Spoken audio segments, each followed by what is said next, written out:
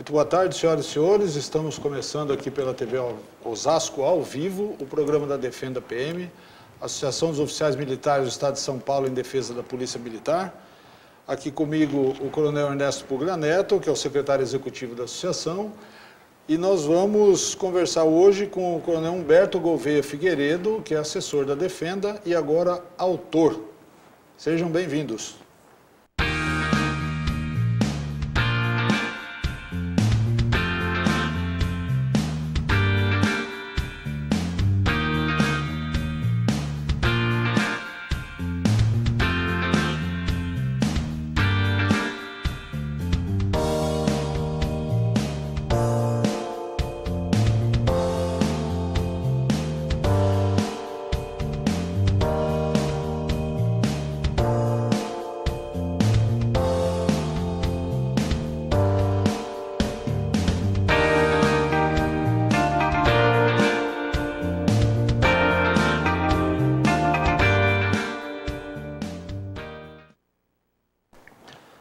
Aqui em Osasco é comum a gente encontrar meninos e meninas fardados circulando pela cidade.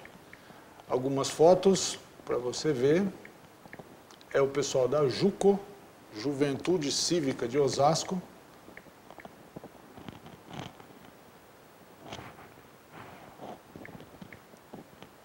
Aí estão as fotos. E quem conhece muito bem esse programa é o Coronel Ernesto, que está aqui com a gente. Coronel, boa tarde. Pode explicar um pouquinho do que se trata? Boa tarde, Silvio. Boa tarde, meu irmão Figueiredo. Boa tarde a você que nos assiste, nos acompanha pelas redes sociais também. Eu tive a oportunidade de comandar aqui o M8, já falamos sobre isso aqui em algumas outras ocasiões, e eu conheci muito bem a JUCO. Eu fico assim, extasiado quando vejo ações como a da JUCO, porque retira as pessoas que são, vamos assim dizer, mais necessitadas daquela área de pouca assistência. Então a JUCO aqui recebe jovens até os 18 anos, dá um primeiro preparo para que eles possam assumir funções em várias áreas do trabalho, cria a oportunidade do primeiro emprego para o jovem, num momento em que ele precisa, efetivamente, né, está tentando entrar no mercado de trabalho. Então, prepare esse jovem para entrar no mercado de trabalho e oferece uma primeira oportunidade. Esse é um programa muito semelhante ao que propõe o Márcio França, governador atualmente, né, que no GEPOI, os Jovens de Estado, tem um nome aí complicado, mas é um programa de governo que ele está estabelecendo, inclusive colocou aqui na cidade vizinha de Carapicuíba e pretende alcançar até 80 mil jovens no ano que vem. Eu vejo essa medida da JUCO e até do Márcio França como uma possibilidade da gente retirar a criança no seu final, entrada na adolescência, no final da adolescência, início da idade adulta, quando ele mais precisa de um preparo e de uma força para entrar no mercado de trabalho, principalmente aqueles que estão em situação de vulnerabilidade. Eu vejo isso como o programa talvez do futuro. E a JUCO está aqui para mostrar isso. É admirável, você anda em Osasco, ver esses jovens fardados, é admirável a gente ter uma ação desse tipo. Eu gosto muito e fiquei muito contente em ver a Amanda, que trabalha aqui na produção da TV Osasco, uma dessas fotos que passou aí, ela que foi uma juquinha. Então, meu grande abraço a você que foi da JUCO, você que participou desse movimento. É muito importante, muito gratificante ver vocês aqui em Osasco fazendo esse trabalho. Parabéns. Hoje circulou uma matéria na Folha de São Paulo, né? Está disponível no UOL também, com a Coronel Nicolucci, que é a candidata vice do Márcio França. E esse programa de alistamento voluntário deve ficar na mão delas se eles forem eleitos. Eu espero que, independente de qualquer outro resultado eleitoral, né, a gente sabe que campanha existem as promessas e geralmente aquele que assume cumpre e o outro, se não vai tocar para frente. Mas eu acho que esse é um programa que deveria ser supra-partidário. Deveria ser um programa que realmente vai visar o benefício da população, que é, no final das contas, aquilo que se espera do Estado, né? Dar a primeira oportunidade. Então é um programa muito bom. Eu fiquei muito contente em saber que a Amanda aqui fez parte da JUCO E espero realmente que se a Nicolucci vier a fazer parte do governo aí como vice-governadora, possa efetivamente coordenar esse trabalho, porque é o futuro da nossa nação, o futuro de São Paulo. Muito bom. Voltamos em 30 segundos com o Coronel Figueiredo.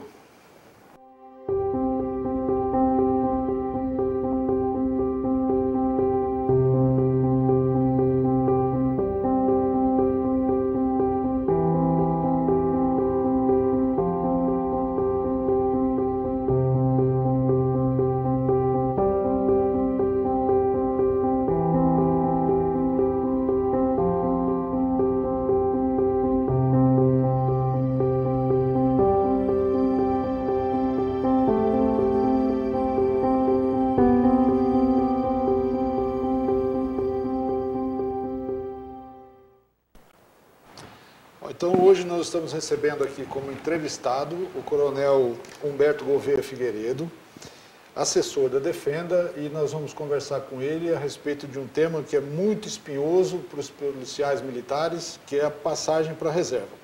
O Coronel Figueiredo foi para a inatividade em janeiro deste ano e realizou algo inusitado. Boa tarde, Coronel Figueiredo, muito obrigado por estar aqui. Vamos conversar um pouquinho sobre a sua façanha. Boa tarde, Silvio. Boa tarde, Ernesto. Boa tarde, telespectadores da TV Osasco, internautas que nos acompanham pelas redes sociais da emissora e da Defenda PM.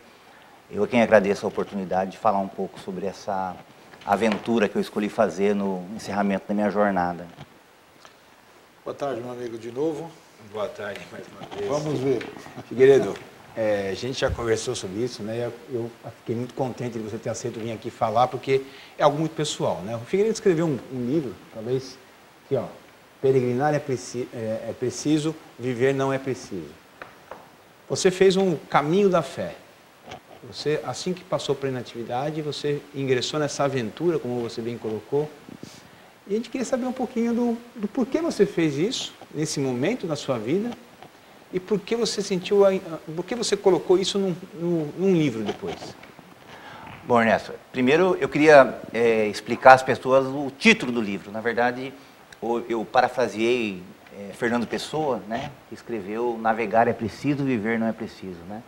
E eu troquei por peregrinar. E o sentido do verbo precisar diferente para cada uma das etapas da frase, né? Quando eu digo que peregrinar é preciso, eu estou dizendo que eu tenho convicção de que é importante para que todas as pessoas um dia se dediquem à atividade de peregrinação. Pela distância que suportar fazer, pelo tempo que achar conveniente para si. Mas é muito importante esse ato de caminhar sozinho ou em grupo, refletindo um pouco sobre sua vida, né, sobre o que está acontecendo no seu entorno, com as pessoas com as quais se relaciona, né? E na segunda parte da frase, quando eu digo que viver não é preciso, eu quero me referir ao fato de que a vida não é precisa. Nós não sabemos o que está acontecendo hoje, pode não se replicar amanhã, a realidade que a gente está se deparando agora pode não ser a do segundo seguinte, né? Então, a vida não é algo preciso. Então, escolhi fazer essa jornada no encerramento da minha carreira, porque depois de 33 anos atuando na Polícia Militar, e a Polícia Militar foi minha única carreira, né? Durante o tempo todo de vida profissional eu me dediquei à instituição, eu senti que seria um momento muito impactante na minha vida, né?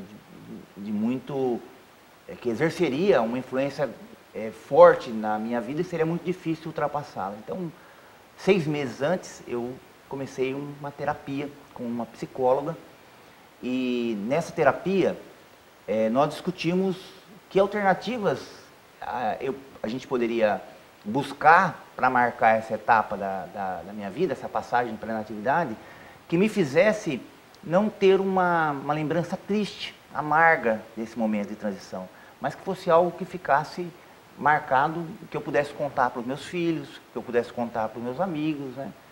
E aí, num primeiro momento, a ideia era fazer o caminho de Santiago de Compostela. Depois, por conta até dos ajustes administrativos na transição na aposentadoria, a questão da publicação em diário oficial, eu resolvi ficar aqui pelo Brasil para ter certeza de que nenhuma intercorrência iria acontecer. Eu fui a Águas da Prata. Em Águas da Prata me entrevistei com o senhor Almiro. O senhor Almiro é o idealizador do Caminho da Fé. O Caminho da Fé, o ramal principal do Caminho da Fé é entre Águas da Prata e a cidade de Aparecida do Norte, né? O início do caminho na pousada Caminho da Fé, e o encerramento da peregrinação é na Basílica, no Santuário Nacional de Aparecida. Eu contei ao senhor Almiro a minha pretensão, e ele, que já tinha feito o caminho de Santiago de Compostela por 4 vezes, disse a mim: olha, se o que você quer é isso, é marcar, faça o Caminho da Fé.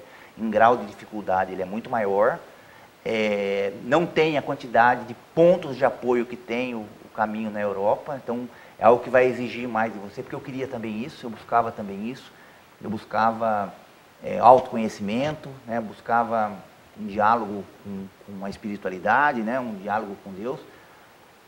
Então ele me convenceu de que o Caminho da Fé era a alternativa mais adequada para aquilo que eu pretendia. E aí comecei a minha jornada. Ela começou no dia 7 de janeiro, com a minha ida para Águas da Prata, e encerrou no dia 18. Né? Eu comecei a caminhada no dia 8, a minha aposentadoria ela se deu no dia 9, então eu estava no meio do Caminho da Fé, já no Caminho da Fé, quando foi publicada a minha transferência para a Natividade. Né? Então eu nem vi o Diário Oficial, eu fui ver o Diário Oficial quando eu cheguei em São Paulo, depois no dia 18. E eu também escolhi fazer do jeito mais difícil possível. Né? Eu fiz sozinho, sem aparelho celular e sem relógio. E por incrível que pareça, né? O fato de fazer sozinho não foi tão difícil, o fato de não ter o celular também não foi difícil, porque se eu tivesse levado, certamente eu não conseguiria cumprir nos 10 dias, porque a natureza durante o Caminho da Fé é exuberante. Eu gosto muito de fotografia, certamente eu ia perder muito tempo tirando foto de todos os lindos lugares que eu via lá no caminho, mas o relógio ela me fez mais falta, porque quando a gente caminha muito, nós não sentimos sede como a gente sente, então, e se hidratar durante longas caminhadas é fundamental. Né? Muita gente não consegue cumprir jornadas longas pelo fato de não estar hidratado. Né? Então, não ter o relógio, não saber exatamente há quanto tempo atrás eu tinha bebido água a última vez, fez muita falta, fez muita diferença. Né? Você pode falar um pouquinho da história do caminho? Por que ele surgiu? O senhor Almiro que idealizou isso, por que ele fez? Então, na verdade, o senhor Almiro ele fez o caminho de Santiago de Compostela durante 4 vezes, né? E aí ele mora em Águas da Prata. Aí ele pensou na possibilidade de replicar, muito religioso, muito católico, né? E ele pensou na possibilidade de replicar, dentro do que fosse possível, o Caminho da Fé, culminando na Basílica, no Santuário Nacional de Aparecida, como uma forma até de, primeiro, ampliar o número de peregrinos, né? Ampliar o número de visitação ao santuário. E também, de alguma forma, organizar com um pouco mais de segurança as pessoas que já naturalmente faziam o Caminho da Fé, mas pela rodovia. Né? Tem muitos casos de peregrinos que fazem pela rodovia adulta e tem inúmeros casos de acidentes. Tivemos agora uma morte perto do dia 12 de outubro, por ocasião da comemoração do Dia de Nossa Senhora Aparecida, justamente pessoas que estavam caminhando Exatamente. na Dutra. E uma outra coisa, também, embora não tenha sido esse o primeiro escopo do caminho, o primeiro objetivo do caminho, mas ele acabou sendo uma forma de geração de renda, porque durante o caminho foram montados pontos de apoio, pousadas, lanchonetes, que são pontos de apoio do caminho. Quando nós começamos o caminho, assim como em Santiago de Compostela, recebe uma credencial, e essa credencial, em todos os pontos de apoio que você vai passando, ela é carimbada. É uma forma de comprovar que você cumpriu todo o itinerário do Caminho da Fé. Então, teve esse objetivo de tentar estimular a peregrinação, divulgar um pouco mais a Igreja Católica, né? Embora o caminho chama Caminho da Fé, mas ele não é feito apenas com essa intenção de religiosa, né? Tem muita gente que faz o Caminho da Fé o turismo, porque os lugares são muito bonitos, tem muita cachoeira durante o caminho, muitos pontos. Tem gente que faz por autoconhecimento, né? Não tem religião nenhuma, mas quer, né, dedicar um tempo para quando a gente está caminhando, você tem a oportunidade de fazer o que a gente não faz no dia a dia, que é se concentrar você em você mesmo, né? Olhar para dentro, fazer uma reflexão. Durante a minha jornada, veio na minha cabeça todas as pessoas que eu tinha que pedir desculpa quando eu terminasse o caminho, né? De todas as pessoas que eu tinha que cobrar uma posição, porque em algum momento interferiram na minha vida e pelo atropelo do dia a dia, até pela carreira, não tinha parado para pensar, né? Para refletir em torno desse aspecto, né? Então, foi uma experiência realmente muito rica. Eu tive a ideia de escrever o livro, respondendo a sua pergunta inicial, pelo fato de que durante o caminho, depois que eu terminei, né, como eu não tinha celular, não tinha acesso a nenhum meio de comunicação, eu levei um bloquinho de anotação e uma caneta e ia anotando pontos que eu achava interessante de serem registrados, né, durante a minha jornada. Quando eu terminei o caminho no dia 18, a partir do dia 18, eu comecei a publicar na minha rede social cada um dos dias do caminho, da minha jornada, né, da peregrinação. Então, tinha um delay de 10 dias. Né? No 19º dia, no 11º dia que eu iniciei o Caminho da Fé, eu publiquei o que eu fiz no primeiro dia, e assim foi indo. Quando chegou lá para o 6º dia, eu juntei esse material e falei, um material interessante que pode servir como um guia para quem vai fazer o caminho, né? Mas pode também estimular as pessoas para a peregrinação. Eu antes de realizar o Caminho da Fé, eu não achava uma coisa importante, não achava uma coisa relevante, né? Não conseguia ver muito sentido nas pessoas que se enveredavam uma jornada dessa. E depois, quando eu concluí, eu tive a certeza absoluta que se eu não tivesse feito o Caminho da Fé, me faltaria algo, né? E aí, juntei todo esse material.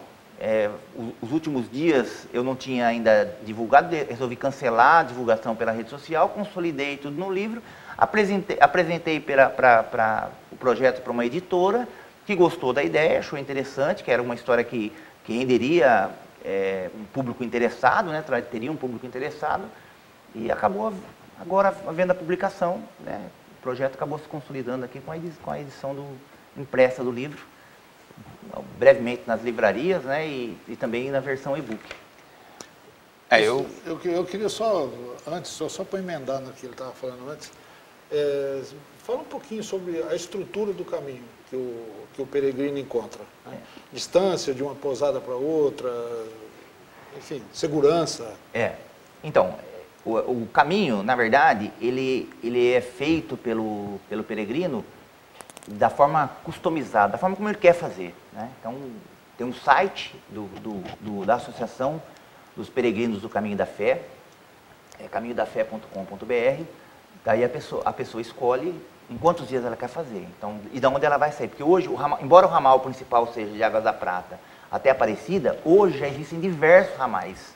Então tem um caminho que começa em Sertãozinho, começa em São Carlos, então tem vários. Você pode iniciar o Caminho da Fé de vários lugares. Uma outra coisa que eu esqueci de falar, as prefeituras das cidades por onde passa o Caminho da Fé, elas contribuem com a Associação dos Peregrinos. Então, para a cidade é interessante, porque gera um número maior de pessoas visitando a cidade, acaba consumindo a cidade, né? O caminho, eu vou falar especificamente do caminho que eu fiz, entre Águas da Prata e Aparecida. Ele é todo estruturado em pousadas em cada uma das cidades que separa. Às vezes, dentro da mesma cidade tem várias opções de pousadas. As pousadas, elas são cadastradas pelo Caminho da Fé, então são pontos onde o peregrino recebe lá a certificação de que ele esteve. Existem outras pousadas que não são certificadas pelo Caminho da Fé, o peregrino eventualmente pode escolher ficar lá. Tem alguns hotéis que são credenciados. Além disso, durante o caminho, tem estabelecimentos, todos sempre identificados, sempre tem uma identificação, uma imagem de Nossa Senhora Aparecida, que são pontos de apoio, onde o peregrino pode comprar água, pode abastecer de alimentos, se estiver precisando de algum alimento. Então, tem toda uma estruturação em relação a isso. Os pontos de apoio, as pousadas, são normalmente casas de sitiantes, de moradores da área rural, e são muito simples, né? Com estrutura bem adequada ao tipo de atividade que o caminho propõe, né? Segurança. E o caminho é todo sinalizado, né? Também o pessoal chama de caminho da seta amarela, porque em todos os lugares tem seta amarela identificando, não há possibilidade alguma da pessoa se perder. 98%, 97% do caminho é em estrada de terra, é em estrada de área rural. Alguns pequenos trechos, curtos trechos, são em asfalto, onde aí a segurança é um pouco mais precária, mas na área rural não tem problema nenhum. Em relação à segurança, assim, de poder ser vítima de roubo, coisa desse tipo, existe uma equipe que trabalha para o Caminho da Fé, que percorre de carro, indo e voltando o tempo todo o Caminho da Fé. Então, eu me senti muito seguro durante todo o Caminho da Fé. Além disso, né, tem outros peregrinos que fazem o Caminho da Fé junto, alguns fazem o oposto, voltam de Aparecida para Água da Prata. Então, tem alguns que vão de bicicleta, de motocicleta, de cavalo. Então, a gente está sempre cruzando com pessoas durante todo o caminho. Nós conversamos muito logo depois que você voltou e me chamou a atenção algumas passagens que você viveu nesse caminho. Você pode contar alguma delas para nós aqui? Posso, sim. Bom, quando eu comecei o Caminho da Fé, o senhor Almiro falou assim para mim, falou, olha, coronel, vai acontecer coisas no caminho que você não vai encontrar explicações para eles terem acontecido. Pelo menos nesse plano aqui você não vai encontrar explicações para isso. Então, prepare-se para isso, né? Eu confesso que recebi aquilo com alguma desconfiança no começo. E aconteceram 2 episódios que eu relato no livro que foram muito impactantes para mim e que eu não vi explicação até agora. Quando a gente caminha por longa distância, tem 2 coisas, especialmente no Caminho da Fé, tem algumas coisas que nós não estamos acostumados e que acabam se evidenciando para a gente. Primeiro é o seguinte, a gente aprende que caminhar longas distâncias não é difícil. Eu caminhava todo dia das 6 horas da manhã às 2 horas, 3 horas da tarde. Caminhava na média de 30 quilômetros por dia. Eu sabia que eu ia chegar às 2 horas da tarde. Então, quando eu começava a minha jornada, eu sabia que a hora que eu estivesse chegando no lugar que eu pretendia parar, ia ser 2 horas da tarde. Me preparava para isso e não era difícil. O caminho ele é todo sinalizado a cada 2 quilômetros, em ordem decrescente até o ponto 0 em Aparecida. Então começa lá com 300, 298, 296. Então, embora a longa distância ela não seja difícil de se cumprir, as placas a cada 2 quilômetros parecem uma eternidade. Para chegar, você vê uma placa aqui, para encontrar com a outra placa a 2 quilômetros adiante, demora muito, uma eternidade. E os últimos 6 quilômetros são os piores. Os últimos 6 são os mais difíceis. Por quê? Tem uma explicação para isso. Normalmente, o caminho é na Serra da Mantiqueira, né? Então tem muita montanha. Quando falta 6 quilômetros, normalmente você consegue enxergar a cidade. Então você tem a falsa impressão de que está próximo, mas na verdade está muito longe, né? Você tem que caminhar durante muito tempo. E uma experiência impactante que eu senti, num dos trechos eu me dirigi à cidade de Inconfidentes e era o trecho mais plano que tinha, então era o mais fácil. Eu não me preparei psicologicamente de forma adequada para isso e achei que seria fácil de cumprir. Então quando faltavam, a minha água tinha acabado, né, e não aparecia nenhum lugar que eu pudesse pegar água, eu estava me sentindo mal já, minha cabeça não estava boa. E quando faltavam 8 quilômetros para eu chegar na cidade de Inconfidentes, eu parei em frente à placa marcando esses 8 quilômetros, né? Se eu não me engano era 236 quilômetros, 236 para chegar em Aparecida, não me recordo precisamente. E estava propenso a parar com o caminho ali, né, abandonar ou pernoitar ali no relento, porque não ia conseguir cumprir os outros 6. Eu sabia que os últimos 6 seriam difíceis. E aí fiz uma oração na frente da placa e segui. Para minha surpresa, depois de seguir andar, eu me deparei com a mesma placa que eu tinha visto anteriormente. Quer dizer, ou eu tinha me confundido, eu acho que isso não aconteceu, porque eu parei em frente à placa para rezar, ou Deus quis mostrar para mim, assim, não deprecie a dificuldade, né? Às vezes a dificuldade está em coisas que você acha que são simples de fazer, né? E aí eu consegui, com muito esforço físico, e cheguei muito debilitado, né? Eu confesso que eu pensei em parar em Inconfidentes, consegui cumprir a jornada. O segundo episódio, eu descia no penúltimo trecho do caminho, ali entre Lorena, entre Campos do Jordão e Gomeral, pela Serra de Pedrinhas. A Serra de Pedrinhas é uma serra muito difícil de ser cumprida a pé, porque ela é toda feita de pedras, né? Pedras de diversos tamanhos. E quando a gente desce na serra, descer para quem caminha, é mais difícil do que subir. Mais difícil, porque a ponta do pé vai batendo na ponta do tênis, né? Desgastando a unha, né? Fazendo lesão na...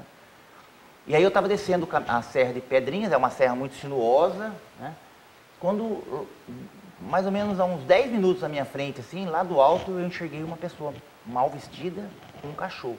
Eu achei que era, na minha visão, discriminando até, né? Eu achei que fosse um indigente, alguém que pudesse praticar um crime contra mim, me roubar, né?